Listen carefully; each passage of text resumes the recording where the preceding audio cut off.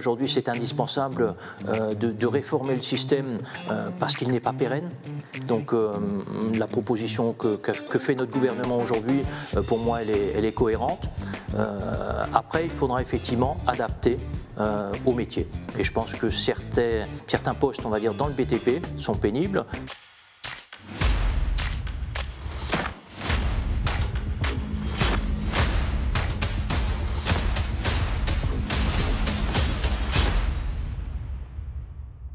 Bonsoir, mon invité aujourd'hui est mosellan. Il nous vient du village de Dabo précisément. Il est à la tête d'un groupe familial vieux de presque 100 ans et 5 générations, spécialisé historiquement dans les métiers du bâtiment et des travaux publics. C'est un nom qui vous dit forcément quelque chose. Franck Lingenheld, bonsoir. Bonsoir. Merci d'être là, de prendre le temps pour nous, pour Moselle TV. Alors dans cette émission, vous le savez, on va apprendre à vous connaître, on va revenir sur votre parcours, votre caractère. Mais avant, on ne déroge pas à la règle, place un peu à l'actualité. Alors, vous êtes donc à la tête de ce groupe historique, le groupe Lingenheld. En une minute, est-ce que vous pouvez déjà nous présenter vos activités? Alors, je crois qu'il y a 4 axes principaux, si je ne dis pas de bêtises, 4 domaines d'expertise. Tout à fait, donc entreprise familiale, et je crois qu'on y reviendra un petit peu plus tard, je dirais, sur l'historique, mais aujourd'hui 4 métiers effectivement qui sont présents au sein du groupe. Notre métier historique qui est le travaux publics, par lequel mon grand-père a démarré, et ensuite donc, nous avons développé diverses compétences. Le deuxième métier c'est l'environnement, donc traitement et valorisation de déchets. Le troisième, c'est un pôle immobilier dans lequel on assure donc des opérations d'aménagement, lotissement, de la promotion immobilière également. Et puis la dernière expertise, ce sont les travaux spéciaux avec les métiers de la déconstruction, démolition et le désamiantage, puisqu'aujourd'hui, quand on démolit, on retrouve forcément de l'amiante. Pourquoi ça a été important de se diversifier finalement au fil des années ? Alors c'est un virage important que notre entreprise familiale a pris, puisque rester monométier, c'était une sensibilité à une seule activité, à une typologie, on va dire, de commandes, donc commandes publiques et privées. Et donc à un moment donné, pour être moins sensible à ça, on s'est développé effectivement sur des métiers, alors qui sont complémentaires aux travaux publics. Il y a un lien quand même transverse qui est important, puisque ces synergies entre métiers sont importantes, mais cette diversification nous a permis quand même de passer des caps difficiles. Sur l'axe environnemental, le développement durable, une problématique toujours un peu plus d'actualité. Qu'est-ce que le groupe fait justement pour y contribuer ? Vous pouvez développer un petit peu l'aspect environnement justement de ces 4 domaines d'expertise ? Oui, alors l'engagement, je dirais, sur le pôle environnement date, puisqu'il date de 1992, donc ça fait plus de 30 ans, je dirais, que le groupe est engagé dans l'environnement. Ça a démarré par une activité assez classique qui est le recyclage de matériaux de démolition. Donc on collectait, je dirais, au travers de nos chantiers routiers de démolition, donc du béton et de l'enrobé, et donc on a tout simplement transformé, recyclé ces matériaux pour les réutiliser. Et au fil de l'histoire, de nouvelles activités se sont greffées sur ce premier métier. Aujourd'hui, on traite du bois, on traite des DIB, donc du déchet industriel banal. On traite alors une activité qui a pris une grosse importance des terres polluées. Alors, à l'heure où on parle effectivement de friches industrielles, de réhabilitation de friches, ce sont voilà, des sujets qui sont récurrents. Donc, savoir aujourd'hui trouver une réponse locale à ce traitement de terres polluées, on a su l'amener au travers de nos différentes plateformes. Un autre métier qui est présent, c'est le traitement et la valorisation des mâches-fer d'usines d'incinération. C'est assez particulier. Ce sont quoi les ordures ménagères? Quand elles sont incinérées, il reste une scorie à la fin. Et cette scorie, aujourd'hui, on est en capacité de la transformer, de la traiter et de la réutiliser dans l'activité routière. Il y a vraiment un marché à prendre aujourd'hui sur tous ces aspects environnementaux. Le marché, on va dire, se construit et il est quand même, je dirais, bien structuré, bien organisé. Mais effectivement, ce sont des métiers où il faut se réinventer chaque jour parce qu'effectivement, des nouvelles technologies apparaissent, de nouvelles techniques, de nouveaux débouchés, et donc se remettre en cause de manière permanente est quelque chose de très très présent dans ces métiers de l'environnement. Et justement, est-ce que vous avez un exemple, peut-être le dernier gros investissement, toujours dans cette optique environnementale du groupe ? Alors oui, il concerne les terres polluées notamment. Donc on a développé deux techniques. Une technique donc de désorption thermique. Donc c'est c'est des pollutions aux hydrocarbures qui sont très importantes. Et là, donc, on va réchauffer les terres donc, pour dégrader la pollution. Et l'autre donc est sur notre plateforme de traitement et de valorisation de déchets de Louvigny, au sud de Metz, où nous avons été la première installation française à mettre en route donc une installation de lavage de terres polluées, donc une grosse machine à laver, c'est-à-dire de terres polluées, donc avec des pollutions quand même assez larges. On parle de pollution hydrocarbures, de pollution métaux. Et donc cette installation a été la première, donc en 2020, installation française. Alors on a parlé environnement, on va parler recrutement maintenant. Cette question, Franck, les métiers du BTP attirent-ils toujours ? Oui, alors ce sont des métiers, je dirais, qui ont un peu un déficit d'image. Donc on a beaucoup travaillé ces dernières années à redorer cette image, je dirais, du bâtiment et des travaux publics. Mais comme tous les métiers, effectivement, beaucoup de difficultés, je dirais, à recruter. Encore plus fortement, on va dire, en Moselle, puisqu'on a quand même ce voisin qui est le Luxembourg, je dirais, qui a des attraits quand même très importants. Donc toutes les compétences sont rapidement aspirées, je dirais, par le Luxembourg. Donc il faut qu'on garde quand même une compétence et un savoir-faire. Mais aujourd'hui, on a des métiers qui sont passionnants. Ce sont des métiers voilà, où il n'y a pas de routine. Chaque ouvrage est un prototype. Et puis on a quand même une fierté à pouvoir parcourir le territoire et dire, voilà, cette route, je l'ai construite, ce bâtiment, je l'ai construit. C'est quand même une belle fierté pour l'ensemble, je dirais, des salariés qui ont travaillé sur ce type d'opération. Donc voilà, on a des atouts pour attirer. Après, il faut peut-être un peu mieux les vendre. Et justement, comment vous les vendez aux jeunes générations maintenant qui ne savent pas quoi faire, qui pourraient se diriger vers ces métiers? Comment vous les incitez à se diriger dans cette voie? Alors, il y a aujourd'hui un phénomène important, je pense, dont on ne peut pas se passer, ce sont les réseaux sociaux. Alors, ce n'est pas un outil que les entreprises ont eu l'habitude d'utiliser jusque-là. En ce qui concerne le groupe, on souhaite effectivement être présent et développer effectivement, je dirais, le contact au travers ces réseaux sociaux. On parle beaucoup de TikTok, par exemple. J'ai demandé à mes équipes de ressources humaines de voir comment on pouvait être présent sur ce format-là, sur TikTok, justement pour attirer les jeunes. Voilà, après, c'est un levier. Aujourd'hui, on agit beaucoup avec l'éducation nationale également, je dirais, pour être présent sur des forums de métiers. On fait des portes ouvertes sur nos chantiers. Donc, tout ça pour faire connaître le métier, parce que, voilà, une fois qu'on est connu, on suscite des envies. Et le premier pas, c'est faire connaître les entreprises et les métiers. Autre question maintenant, il y a une semaine, c'était la journée internationale des droits de la femme. Quelle est la place justement de la femme dans ce milieu ? Alors vous le savez, dans le BTP, effectivement, la gente féminine est peu représentée, on va dire, sur chantier. C'est une volonté aussi de nos professions de féminiser. Donc c'est vrai qu'on a fait des grands progrès quand même dans la pénibilité, je dirais, du métier. Donc aujourd'hui, il est largement accessible aux femmes. Et donc, mais il y a encore des stéréotypes justement sur cette pénibilité qui existe et qui freine, je pense, les femmes justement se diriger dans cette voie. Comment les déconstruire? Vous avez raison, c'est des stéréotypes et il faut arriver à les déconstruire. Aujourd'hui, conduire un engin n'a plus rien de physique. Conduire un camion n'a plus rien de physique. Même sur la pose, on va dire, de bordure d'éléments de voirie, ce sont des machines qui sont là, je dirais, pour assister, je dirais, à la pose. Donc on n'a plus besoin de peser 100 kg et puis d'être musclé de la tête aux pieds, quoi. Plus généralement, comment se porte le secteur? Comme beaucoup d'autres, vous avez été très impacté par la crise sanitaire avec les chantiers à l'arrêt. C'est vrai qu'on sort de 3 années compliquées. Je me rappelle de ce premier confinement, mars 2020, qui a surpris tout le monde. Tout le monde économique était désemparé, surtout dans le BTP, voilà, des chantiers qui étaient difficiles à remettre sur pied avec des organisations spécifiques. Donc on est sorti de ces 2 années compliquées. On s'est dit, tiens, maintenant c'est un beau ciel bleu. Et puis là, une guerre qui éclate aux portes de l'Europe que personne n'aurait imaginé. Elle vous impacte, cette guerre ? Avec toutes les conséquences, effectivement, je dirais, le prix de l'énergie, le prix des carburants, la disponibilité des matières premières, ce sont quand même des répercussions concrètes. Alors est-ce qu'elles sont uniquement liées, je dirais, à cette guerre? Il y a en parallèle une reprise économique. Donc aujourd'hui, tous ces phénomènes, on va dire, se superposent et génèrent quand même beaucoup de difficultés. Donc une année 2022, effectivement, qu'on pensait avec une très belle embellie, qui a été compliqué. Je dirais l'activité était au rendez-vous, mais un contexte très compliqué. Les perspectives rapidement pour 2023 alors?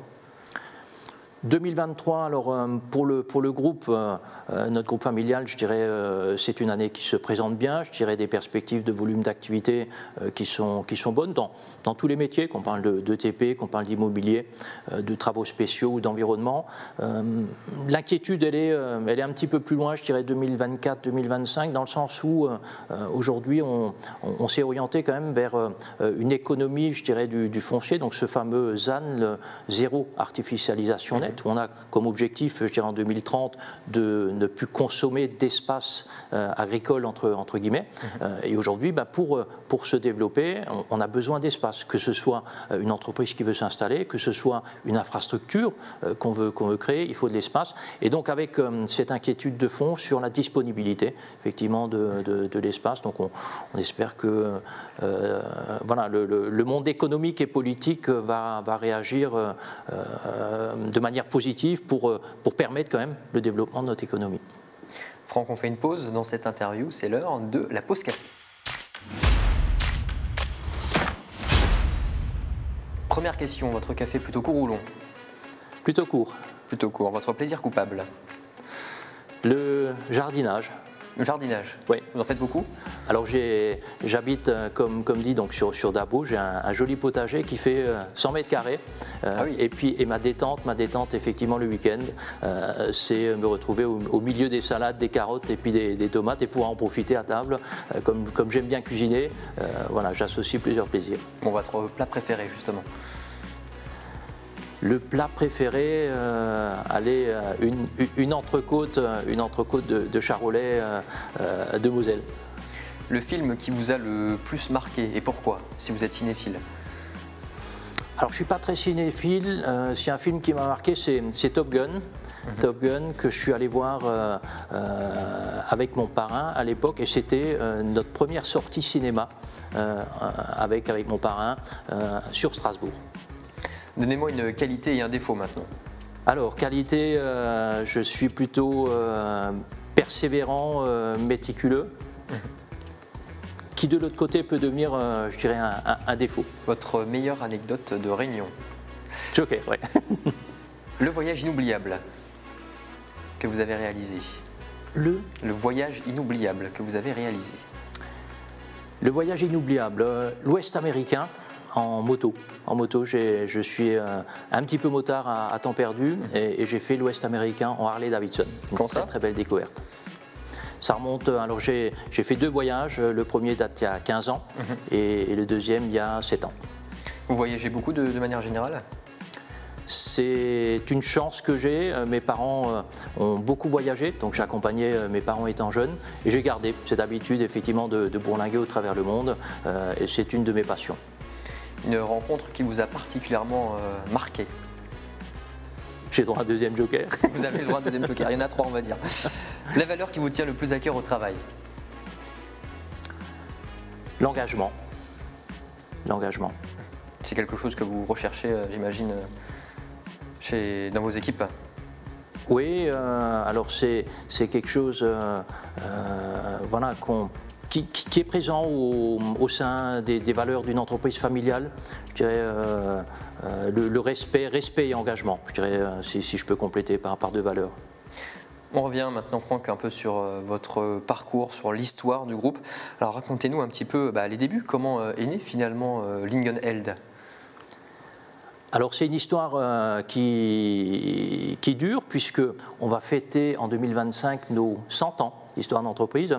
Donc, ce qui veut dire que l'histoire a démarré en 1925 par mon arrière-grand-père, qui était charretier, charbonnier, débardeur. Florent, c'est ça, pour donner son prénom? Florent, Florent Lingenheld, puisque Dabo est entouré par une forêt de sapins de plus de 30 km. Et donc, naturellement, quand on est originaire de Dabo, on travaille dans le monde de la forêt et du bois. Et c'est comme ça que l'histoire d'entreprise a démarré. Mon grand-père donc, a poursuivi, donc Joseph Lingenheld a poursuivi donc, en 1945, encore dans cette activité, je dirais, de camionnage, de transport, on va dire, liée à l'activité forestière. Et c'est quand mon père et mon oncle donc, ont rejoint leur père dans les années 75-76 qu'on a réellement pris l'orientation vers les travaux publics. Et donc c'est là qu'on a démarré nos premiers chantiers. Alors au départ de la location d'engins, c'était une pelleteuse, c'était un camion, ça a démarré tout petit. Et cette réelle orientation, effectivement, plus du côté alsacien. Dans les premières années, je dirais, d'histoire d'entreprise au niveau TP. Et puis ensuite, on est arrivé sur la Moselle. Et aujourd'hui, je dirais, c'est notre territoire de jeu, c'est le Grand Est. Et personnellement, donc, j'ai intégré l'entreprise en 1993. Nous étions 50 salariés. Et aujourd'hui, nous sommes 600. 600. Oui. Comment finalement ça s'est fait, votre intégration au sein de l'entreprise familiale? Ça s'est fait naturellement, c'était une évidence? Alors j'ai été cours de ma jeunesse, appelé à être présent sur les chantiers. Je dirais tous mes étés, je les passais, on va dire, sur les chantiers, donc sur les machines. Alors voilà, comme tout garçon, avoir la chance de monter sur des engins de travaux publics, c'était sympa. Donc à l'âge de 12 ans, j'étais sur les chantiers. Et naturellement, effectivement, je me suis orienté vers un parcours plutôt technique, donc sur un bac technique, un bac F4 à l'époque, et ensuite donc un DUT génie civil. Et ensuite, j'ai participé à la deuxième promotion donc d'une école franco-allemande qui s'appelle l'ISFATES, qui est née à Metz. Donc l'ISFATES, et qui permettait donc un cursus binational qui donne un niveau donc de formation et d'études, donc de maîtrise côté français, et le diplôme ingénieur donc allemand, côté allemand. Et donc j'aurais pu effectivement travailler dans une autre entreprise, puisque avec des études comme ça, j'étais plutôt destiné à bosser soit pour une entreprise allemande qui travaille en France, ou inversement. Et non, mon père avait besoin de moi à l'époque, je dirais, dans l'entreprise, puisque mon oncle est décédé donc, dans un accident d'avion. Et donc du jour au lendemain, effectivement, la moitié de l'entreprise disparaissait. Et c'est là que mon père a dit, écoute, Franck, moi j'aimerais bien que tu viennes me rejoindre. J'ai besoin de toi, je dirais, pour m'accompagner dans le développement. Vous avez eu des doutes à un moment donné sur votre capacité justement à mener l'affaire familiale, la pression tout simplement de l'héritage? La pression, certes, elle existe. Après, j'ai eu la chance de grandir avec l'entreprise. Comme dit, je suis rentré, nous étions 50 salariés, nous avons développé des nouvelles activités. Donc effectivement, c'était des challenges au quotidien, je dirais, d'intégrer ces nouveaux métiers, de grandir. Et on a toujours fait ça, je dirais, entre guillemets en famille, puisque mon père m'a accompagné dans tous ces développements. Et puis à un moment donné, on s'entoure aussi d'une bonne équipe. Et aujourd'hui, avec la dimension qu'a l'entreprise, je pense que c'est indispensable d'être très très bien entouré. Et ça a été, je pense que le challenge, je dirais, de ma génération au sein de l'entreprise a été de structurer effectivement le groupe familial et de construire une équipe de direction, puisqu'au départ c'était un dirigeant qui était au centre de tout. Aujourd'hui c'est une équipe. C'est horizontal. Voilà. Et la relève, elle est là aujourd'hui? La cinquième génération? Alors la cinquième génération vient de pointer son nez, effectivement, puisque mes deux enfants donc, ont intégré le groupe. Ludovic, mon fils, donc, sur la partie matérielle, donc, comme tout garçon, je dirais, il aime bien les moteurs, les engins, donc il a plutôt intégré le service matériel. Et Oriane, ma fille, donc, qui vient de terminer ses études, donc elle a fait des études de gestion et de management donc à l'ISG à Strasbourg, donc qui voilà, a plus intégré cette dimension de gestion, de direction d'entreprise. Et elle prend part à son premier projet d'entreprise qui va être notre développement sur Reims, puisqu'on va s'implanter donc sur la région rémoise. Et donc c'est Oriane qui va piloter ce beau projet de développement. Avant de passer à la suite, qu'est-ce que ça change finalement le fait que le groupe reste entre les mains d'une même famille? Est-ce que c'est une identité conservée, un savoir-faire? Qu'est-ce que ça change par rapport à d'autres entreprises? C'est quand même perpétuer une histoire d'entreprise, une histoire familiale.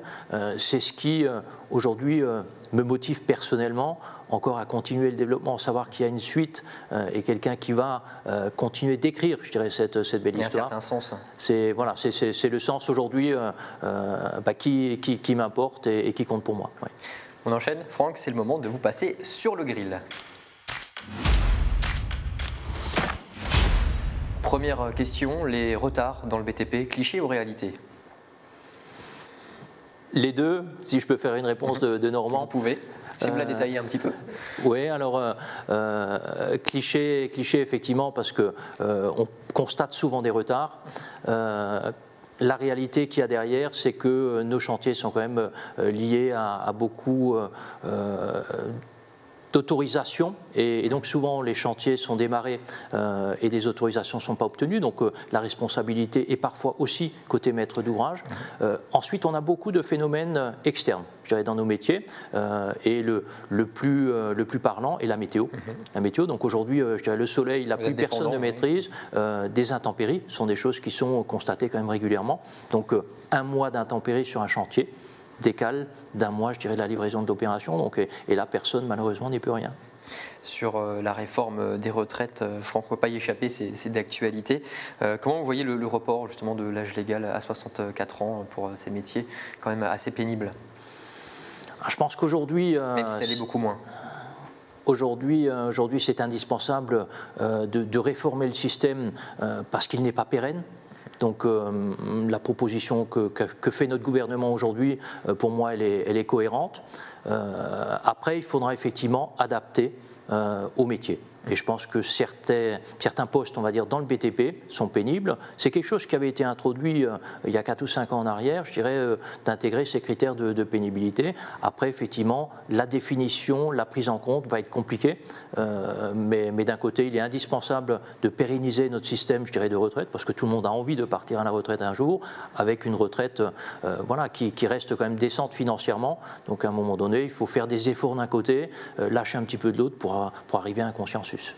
En parlant de pénibilité, quand vient l'été, les fortes chaleurs arrivent de pair les difficultés pour les travailleurs.